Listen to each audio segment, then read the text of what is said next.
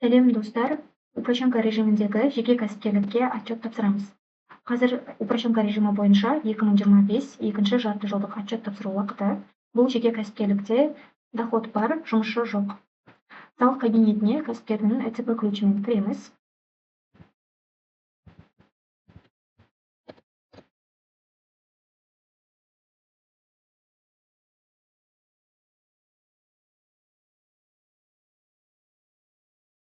Кабинетке кірдік.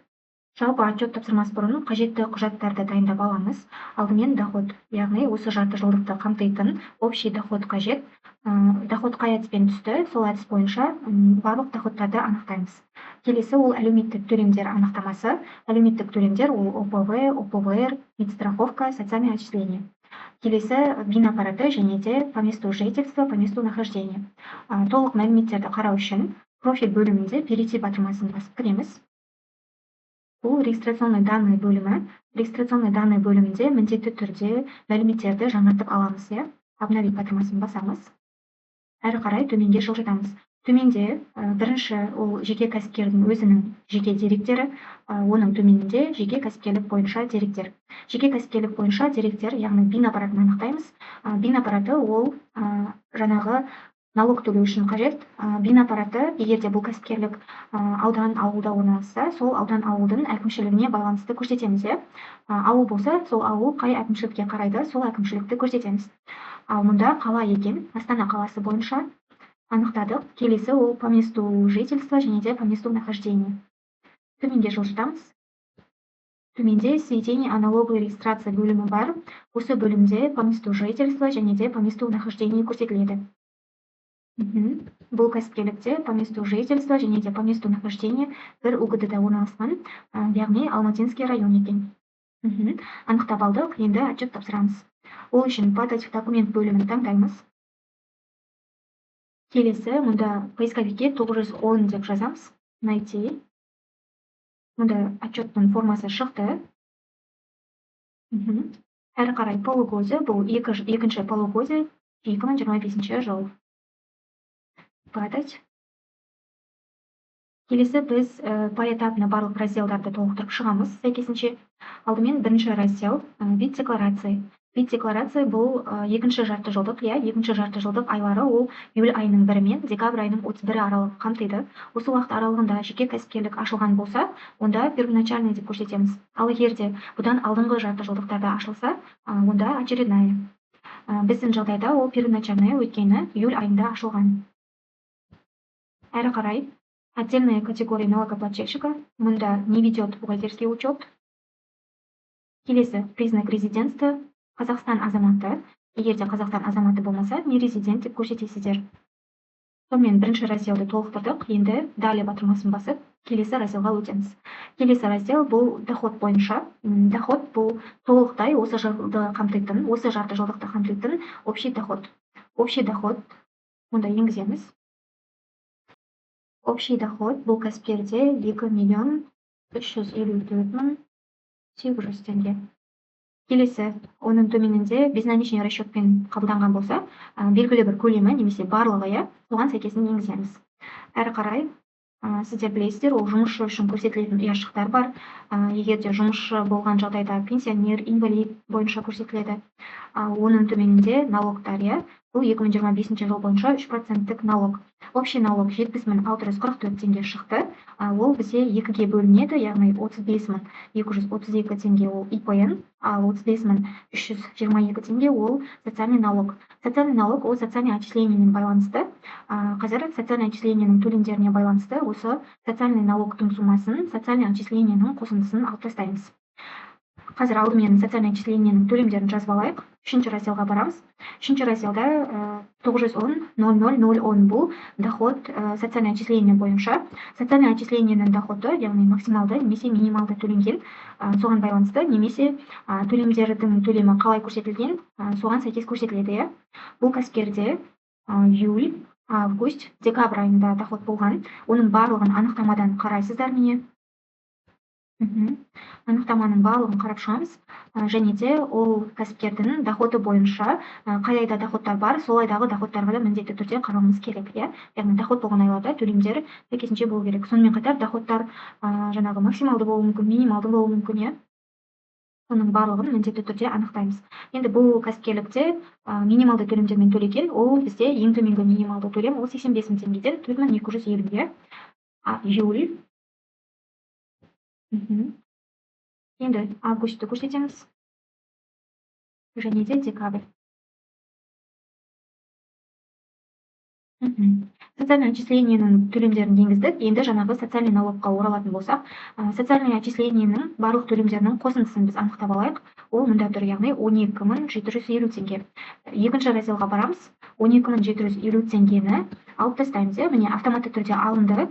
Кейбір жағдайларда осыған мән беріңіздер. Осы социальный налогта жаңағы 1,5% шыққан налогтан социальный отчислениенің төленген төлемдерінің қосындысын алып тастаймыз. Мұнда егер де дұрыс шықпай қалса, мұнда ввести ручную деп тұр. Ручную дегенді таңдап, өзіңіз осы жерде дұрысын жазсаңыз болады. Әрі қарай. Үшінші разделға келейік. Үшінші раздел 910.012 яшығы. Бұл доход обязательно пенсионный взносы. Яғни мұнда тоже 85 мың теңгеден 8500 теңге төлеген. Июль, август, декабрь. Ескі салық кабинетінен қазіргі жаңа салық кабинеті ешқандай да айырмашылығы жоқ, барлығы оңай. Мұнда айлармен ажырата аласыздар, яғни екінші жарты жылдықта ол бірінші ай июль, екінші ай август, үшінші ай ол бізде сентябрь, төртінші ай октябрь, бесінші ай ноябрь, алтыншы ай декабрь. Қателесіп кетпейміз. Енгіздік, міне 85 мың теңгеден енгізілді.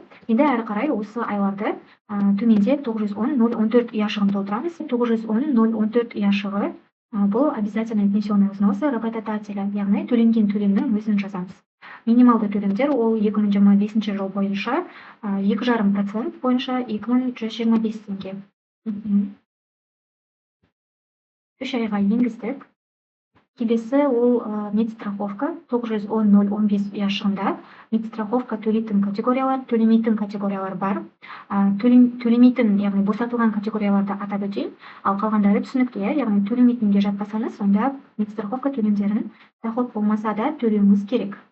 Медстраховка төлемін төлеуден босатылған категориялар ол алтын алқа, күміс алқа иегерлері, соғыс ардагерлері, пенсионерлер, яғни зейнеткерлер, мүгедектігі бар жандар, және де студенттер. Осы аталған категориялар төлемнен босатылған, ал қалғандары төлеуге міндетті.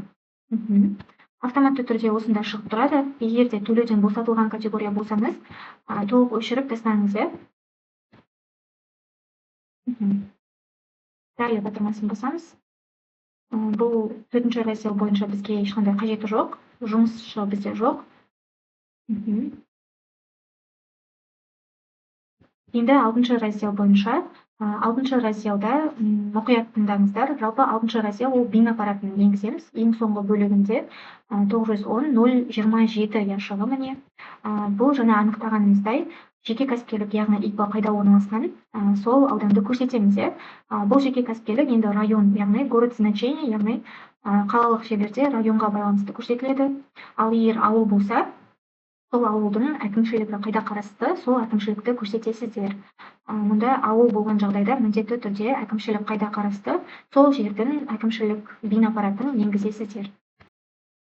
Осы тұста кішкене өзгерістер бар. Алдыңғы ескі салық кабинетінде бин аппараты бойынша кодты енгізетінбіз, ал қазір мұнда толық атаулары шығып тұрады, яғни райондар бойынша, облыс бойынша атауларын жазып іздесеңіз болады. Бұл кәсіпкерліктің жағдайында Астана қаласы, Алматинский район. Қаланы жазсаңыздар болады, ары қарай районды өзі шығарып береді. Міне Астана, Алматинский район. Көрсеттік. Енді далее батырмасын басамыз. Соңғы разделда бұл по месту нахождения, по месту жительства. По месту нахождения дегеніміз ол ИП-ның тіркелген ауданы, по месту жительства ол кәсіпкердің өзінің пропискасы бойынша орналасқан ауданы. Екеуі де бір жерде орналасқан, яғни Алматинский район. Жаңа анықтадық. Алматинский район. Енді мұнда галочка қоямыз, өзімізге жауапкершілікті ала отырып. Келесі спамировать батырмасын басамыз.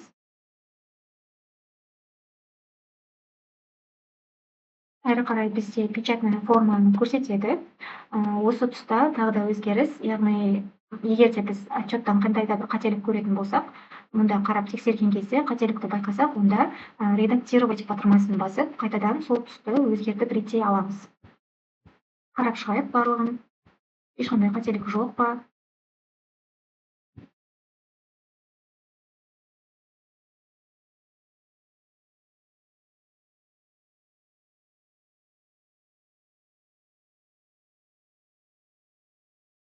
Мгм.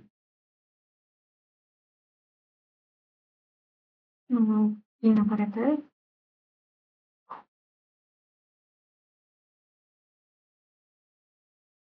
Мгм. Жинақтаймыз. Қателік жоқ. Әрі қарай подписать и отправить батырмасын басып, осы кәсіпкердің ЭЦП ключімен қол қоямыз. Подписать и отправить. ЭЦП ключпен қол қоямыз.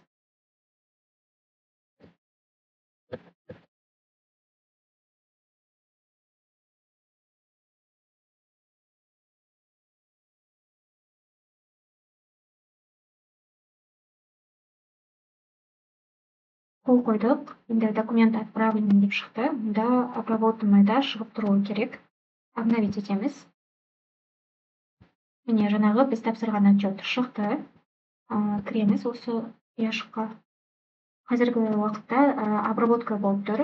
Мұнда толық құжаттар разнесен болып шығу керек, статус барлығы. Кішкене күтетін боламыз. Мұнда просмотр формы деген жерде уже печатная формасы көрсетіледі. Міне осы құжатты жүктеп алып, жаңағы ИП иесіне жіберсеңіздер болады. Ақпарат пайдалы болса, лайк, комментарий қалдыруды ұмытпаңыз, және де міндетті түрде каналға тіркеліп алыңыз. Егер де ИП қызметтері қажет болса, мұнда описаниеге номер қалдырамын, сұрақтарыңызға жауап беретін боламын.